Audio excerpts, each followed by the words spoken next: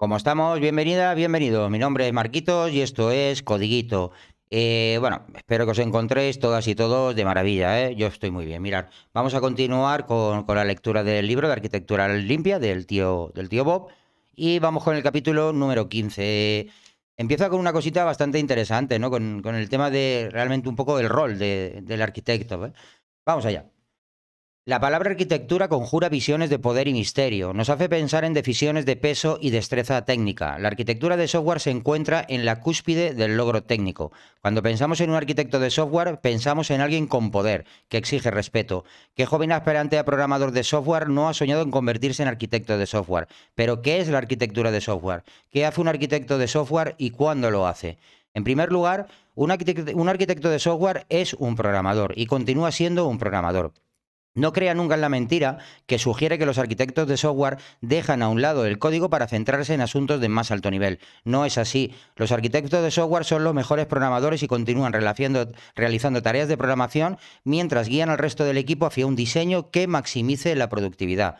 Puede que los arquitectos de software no escriban tanto código como otros programadores, pero continúan participando en tareas de programación. Lo hacen porque no pueden hacer su trabajo adecuadamente si no experimentan los problemas que crean para el resto de programadores.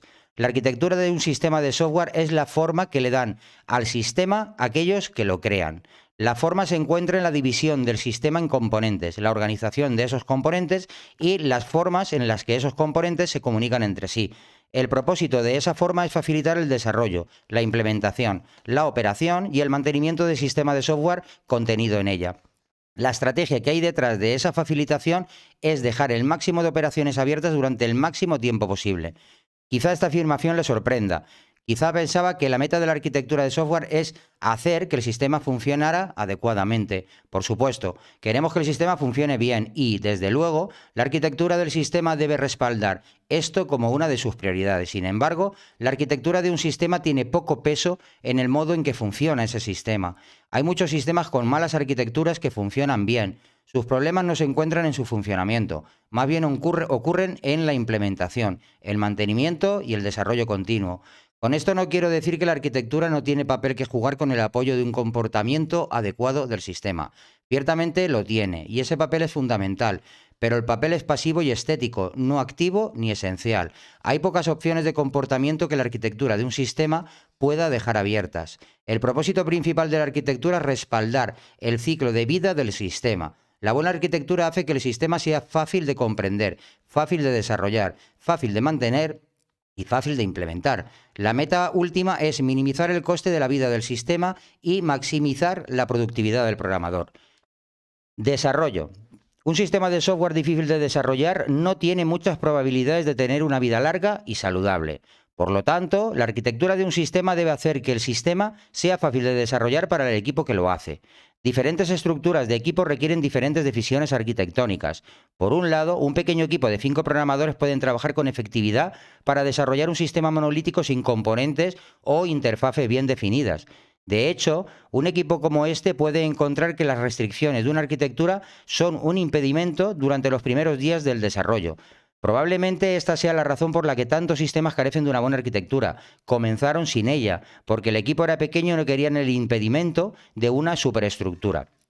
Por otro lado, un sistema desarrollado por 5 equipos diferentes, cada uno de ellos con 7 programadores, no puede progresar a no ser que el sistema se divida en componentes bien definidos, con interfaces de estabilidad fiable. Si no se toma en consideración otros factores, la arquitectura de ese sistema probablemente evolucionará en 5 componentes, uno por cada equipo. Una arquitectura como esta, de componentes por equipo, probablemente no sería la mejor para la implementación, el funcionamiento y el mantenimiento del sistema. No obstante, será la arquitectura hacia la que tienda un grupo de equipos, si solo está motivado por el programa de desarrollo. Implementación. Para que sea efectivo, un sistema de software debe de poder implementarse. Cuanto más alto sea el coste de la implementación, menos útil será el sistema. Por lo tanto, una meta de la arquitectura de software debe consistir en lograr que el sistema sea fácil de desarrollar con una sola acción. Lamentablemente, la estrategia de implementación no suele considerarse durante el desarrollo inicial. Esto conduce a arquitecturas que hacen que el sistema sea fácil de desarrollar, pero difícil de implementar. Por ejemplo, en el desarrollo inicial de un sistema, los programadores pueden decidir utilizar una arquitectura de microservicio. Pueden encontrar que este método hace que el sistema sea muy fácil de desarrollar, ya que los límites de los componentes son muy firmes y las interfaces relativamente estables. Sin embargo, cuando llega el momento de implementar el sistema, pueden descubrir que el número de microservicios es abrumador. La configuración de conexiones entre ellos y la sincronización de su iniciación también pueden suponer una enorme fuente de errores. Si los arquitectos hubieran pensado en la implementación al principio, podrían haber optado por menos servicios, un híbrido de servicios y componentes en proceso y medios más integrados de administración de las interconexiones. Funcionamiento. El impacto de la arquitectura en el funcionamiento de un sistema suele ser menos importante que el impacto de la arquitectura en el desarrollo, la implementación y el mantenimiento. Casi cualquier dificultad operativa puede resolverse sumando más hardware al sistema, sin influir drásticamente en la arquitectura de software. De hecho, hemos visto cómo sucede esto una y otra vez. Los sistemas de software que tienen arquitecturas ineficientes a menudo puede hacerse que funcionen de forma efectiva simplemente añadiendo más almacenamiento y más servidores. El hecho de que el hardware sea barato y las personas caras significa que las arquitecturas que impiden el funcionamiento no son tan costosas como las arquitecturas que impiden el desarrollo, la implementación y el mantenimiento. Esto no quiere decir que una arquitectura bien afinada con el funcionamiento del sistema no deseable, esto no quiere decir que una arquitectura bien afinada con el funcionamiento del sistema no sea deseable. Lo es.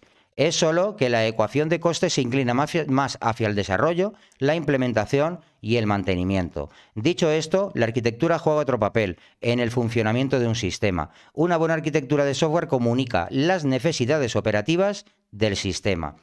Quizá una forma mejor de decir esto es que la arquitectura de un sistema hace que el funcionamiento del sistema sea aparente de inmediato para los programadores. La arquitectura debe revelar el funcionamiento. La arquitectura de un sistema debe elevar los casos de uso, las características y los componentes requeridos del sistema a entidades de primera clase que sean paisajes visibles para los programadores. Esto simplifica la comprensión del sistema y, por lo tanto, ayuda en gran medida al desarrollo y mantenimiento. De todos los aspectos de un sistema de software, el mantenimiento es el más costoso. El desfile constante de nuevas funciones y el inevitable rastro de defectos y correcciones consumen grandes cantidades de recursos humanos. El coste principal del mantenimiento está en la espeleología y en los riesgos. La espeleología es el coste de cavar en el software existente intentando determinar el mejor lugar y la mejor estrategia para añadir una nueva función o reparar un defecto. Al hacer estos cambios, la probabilidad de crear defectos inadvertidos siempre está ahí, sumándose al coste de los riesgos. Una arquitectura bien pensada mitiga en gran medida estos costes. Al separar el sistema en componentes y aislar esos componentes mediante interfaces estables, es posible iluminar los caminos para las futuras funciones y reducir en gran medida el riesgo de una ruptura inadvertida. Mantener las opciones abiertas. Como explicamos en un capítulo anterior, el software tiene dos tipos de valor, el valor de su comportamiento y el valor de su estructura. El segundo de ellos es el mayor porque es el valor que hace que el software sea soft, suave. El software se inventó porque necesitábamos un modo de cambiar el comportamiento de las máquinas de forma rápida y sencilla. Pero esta flexibilidad depende en gran medida de la forma del sistema, la disposición de sus componentes y el modo en que se interconectan estos componentes. La forma de mantener el software suave es dejando puertas abiertas, el número máximo de puertas abiertas, de opciones posibles, durante tanto tiempo como sea posible. ¿Cuáles son las opciones que debemos dejar abiertas? Son los detalles sin importancia, ¿vale? Voy a repetir este último párrafo, disculpar, ¿eh? La forma de mantener el software suave es dejando abiertas el máximo número de opciones posibles durante tanto tiempo como sea posible. ¿Cuáles son estas opciones? Los detalles sin importancia, ¿vale? Todos los sistemas de software se pueden descomponer en dos elementos principales: políticas y detalles. El elemento de las políticas incluye todas las reglas de negocio y los procedimientos. Las políticas son donde reside el verdadero valor del sistema. Los detalles son aquellos elementos necesarios para permitir a los humanos, otros sistemas y los programadores que se comuniquen con las políticas, pero no influyen en el comportamiento de las mismas. Incluyen dispositivos de entrada y salida, bases de datos, sistemas web, servidores, frameworks, protocolos de comunicación y demás. La meta del arquitecto es crear una forma para el sistema que reconozca las políticas como su elemento más fundamental, mientras hace que los detalles sean irrelevantes para esas políticas.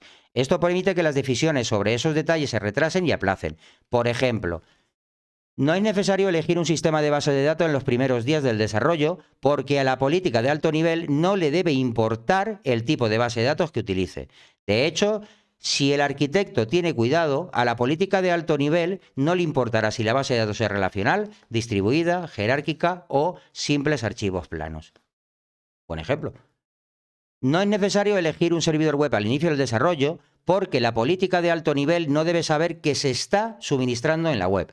Si la política de alto nivel no conoce ni HTML, AYA, JSP, JSF o el resto de la sopa de letras de desarrollo web, no tendrá que decidir el sistema web a utilizar hasta mucho más adelante en el proyecto. De hecho, ni siquiera tendrá que decidir si el sistema se suministrará en la web. No es necesario adoptar REST al inicio del desarrollo, porque la política de alto nivel deberá ser agnóstica respecto a la interfaz al mundo exterior. Tampoco es necesario adoptar un framework de microservicios o un framework SOA, Service Oriented Architecture. De nuevo, a la política de alto nivel no deben importarle esas cosas.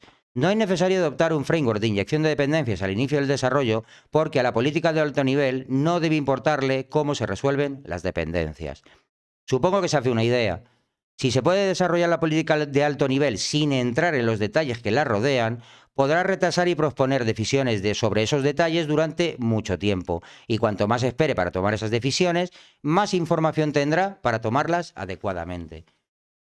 Esto también nos deja la opción de probar distintos experimentos. Si tiene funcionando una parte de la política de alto nivel y es agnóstica respecto a la base de datos, podrá probar conectarla a diferentes bases de datos para comprobar si puede aplicarse y ver su rendimiento. Lo mismo sucede con los sistemas web, frameworks, etc. Cuanto más tiempo deje abiertas las opciones, más experimentos podrá realizar, más cosas podrá probar y más información tendrá cuando llegue el punto en el que esas decisiones no puedan posponerse más. ¿Qué sucede si alguien ha tomado ya las decisiones? ¿Qué sucede si su empresa se ha comprometido con una base de datos, servidor web, framework, etcétera? Un buen arquitecto pretende que esas decisiones no se tomen y moldea el sistema de forma que esas decisiones todavía puedan posponerse o cambiarse durante el máximo tiempo posible. Un buen arquitecto maximiza el número de decisiones no tomadas. Buenísimo, ¿eh? La frase esa es brutal, ¿eh? Mirad. Un buen arquitecto maximiza el número de decisiones no tomadas. Es buenísimo, este capítulo es buenísimo. Independencia del dispositivo. No queda mucho, ¿eh? Bueno, poquito, no mucho. Pero bueno, si sigue así de interesante, lo alargo, ¿eh? No hay problema. Venga, no queda tanto. Como ejemplo de este tipo de pensamiento, viajemos de vuelta a la década de 1960, cuando los ordenadores eran adolescentes y la mayoría de programadores eran matemáticos o ingenieros de otras disciplinas, y un tercio o más eran mujeres. En aquellos tiempos cometíamos muchos errores, por supuesto. En ese momento no sabíamos que eran errores. ¿Cómo saberlo? Uno de esos errores era unir nuestro código directamente a los dispositivos I/O. Si teníamos que imprimir algo con una impresora, escribíamos código que utilizara las instrucciones I/O que controlasen la impresión. Nuestro código era dependiente del dispositivo. Por ejemplo, cuando escribía un programa de PDP-8 que imprimían en el teleimpresor, utilizaba un grupo de instrucciones máquina con este aspecto, ensambler, unas líneas de ensamblador, ¿vale? Bueno, ahí habla ahora de la rutina, bla, bla. Bueno, al principio esta estrategia funcionó bien. Si teníamos que leer tarjetas del lector de tarjetas, utilizábamos el código que se comunicaba directamente con el lector. Si teníamos que perforar tarjetas, escribíamos código que gestionaba directamente la perforación. Los programas funcionaban a perfección. ¿Cómo podríamos saber que esto era un error? Los grandes lotes de tarjetas perforadas son difíciles de manejar. Se pueden perder, romper, deformar, mezclar o caer.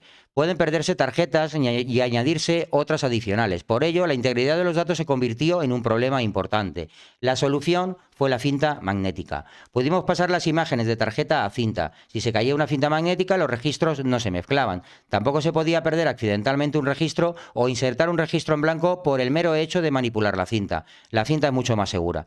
También es más fácil de leer y de escribir y es muy fácil realizar copias de seguridad. Lamentablemente, todo nuestro software estaba escrito para manipular lectores de tarjetas y perforar tarjetas. Esos programas tenían que escribirse de nuevo para que emplearan cinta magnética. Ahí estaba el error. Era una labor ardua. A finales de la década de 1960 aprendimos la lección e inventamos la independencia del dispositivo. Los sistemas operativos de entonces abstraían los dispositivos I/O en funciones de software que gestionaban registros de unidad que parecían tarjetas.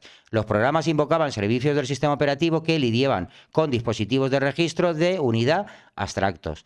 Los operadores podían indicarle al sistema operativo si esos servicios abstractos debían conectarse a un lector de tarjetas, cinta u otro dispositivo de unidad.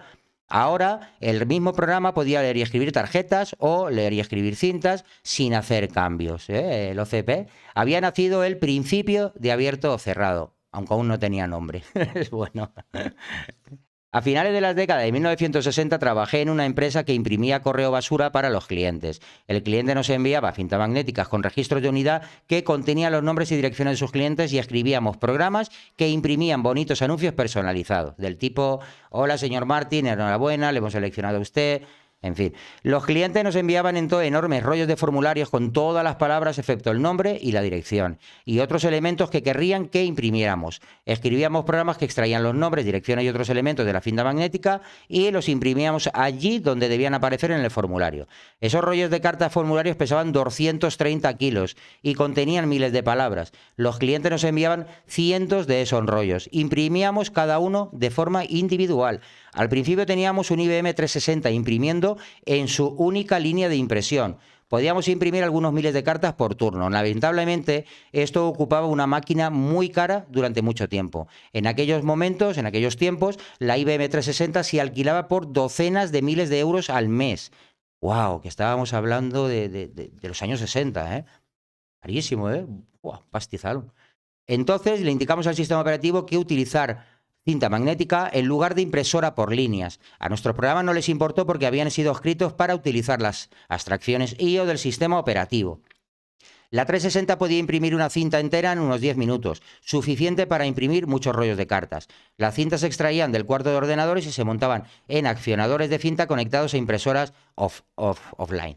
Teníamos 5 que funcionaban 24 horas al día, 7 días a la semana e imprimían cientos de miles de correo basura a la semana. El valor de la independencia del dispositivo era enorme. Podríamos escribir nuestros programas sin saber o sin que nos importara qué dispositivo se usaría. Podríamos probar esos programas sin utilizar la impresora de línea local conectada al ordenador. Después podíamos pedirle al sistema operativo que imprimiera en cinta magnética y que emitiera cientos de miles de formularios. Nuestros programas tenían una forma. Esta forma desconectaba la política del detalle. La política era el formateo de los registros de nombres y direcciones. El detalle era el dispositivo. Pospusimos la decisión sobre el dispositivo que usaríamos. Lo veo un ejemplo muy, muy guay, ¿no? Vale. Direccionamiento físico. A principios de la década de 1970 trabajé en un gran sistema de contabilidad para un sindicato local de camioneros. Teníamos una unidad de disco de 25 megas en el que almacenábamos registros para agentes, empresas y miembros. Los distintos registros tenían distintos tamaños, de modo que formateamos los primeros cilindros del disco para que cada sector tuviera el tamaño de un registro agente. Los siguientes cilindros se formatearon para que tuvieran sectores que encajaran con los registros empresa. Los últimos cilindros se formatearon para que encajaran con los registros de miembro. Escribimos nuestro software para que conociera la estructura detallada del disco. Sabía que el disco tenía 200 cilindros y 10 cabezales y que cada cilindro tenía varias docenas de sectores por cabezal. Sabía qué cilindros contenían agentes, empresa y miembros. Todo ello estaba conectado en el código. Mantuvimos un índice en el disco que nos permitía buscar cada uno de los agentes, empresas y miembros. Este índice estaba en otro grupo de cilindros del disco, formateado específicamente. El índice de agentes estaba compuesto por registros que contenían la ID de un agente y el número de cilindro, número de cabezal y el número del sector de ese registro. Agentes, empresas y miembros tenían índices similares. Además, miembros se mantenían en una lista doblemente vinculada del disco. Cada registro miembro contenía los números de cilindro, cabezal y sector del siguiente y el anterior registro miembro. ¿Qué pasaba cuando actualizábamos a una unidad de disco con más cabezales o con más cilindros o con más sectores por cilindro? Teníamos que escribir un programa especial que leyera los datos de los discos antiguos y después escribirlos en el nuevo disco, traduciendo todos los detalles del cilindro, cabezal y sector. También teníamos que cambiar todo el cableado de nuestro código y ese cableado estaba por todas partes. Todas las reglas de negocio conocían en detalle el esquema cilindro, cabezal, sector. Un día se nos unía un programador más experimentado. Cuando vio lo que habíamos hecho, empezó a sudar sangre y nos miró horrorizado como si fuéramos extraterrestres. Después nos aconsejó que cambiáramos nuestro esquema de direcciones para utilizar direcciones relativas. Nuestro sabio colega sugirió que pensáramos en el disco como una enorme disposición lineal de sectores, cada uno direccionable, por un integrador secuencial. Después podríamos escribir una pequeña rutina de conversión que conociera la estructura física del disco y podríamos traducir la dirección relativa a un número de cilindro, cabeza del sector, sobre la marcha. Por suerte para nosotros, seguimos su consejo. Cambiamos la política de alto nivel del sistema para que fuera independiente respecto a la estructura física del disco. Esto nos permitió desacoplar la decisión sobre la estructura de la unidad de disco de la aplicación. Conclusión. Las dos historias de este capítulo son ejemplos concretos sobre un principio que los arquitectos utilizan a gran escala. Los buenos arquitectos separan cuidadosamente los detalles de la política y después desacoplan la política de los detalles de forma tan concienzuda que la política no conoce los detalles y no depende de ellos en absoluto. Los buenos arquitectos diseñan la política para que las decisiones sobre los detalles puedan retrasarse y posponerse el máximo tiempo posible. ¿Cómo se consigue esto? Pues, como hacemos, estudiando arquitectura, los patrones de arquitectura, a todos los niveles, obviamente, ¿no? Y los principios de arquitectura, ¿no? Tanto los SOLID como los que hemos estado viendo, de cierre común, reuso, equivalencia, lanzamiento, bla, bla, bla. Muy guapo, el capitulito este, de verdad. Venga, nos vemos en el siguiente. Un saludote. Chao, chao.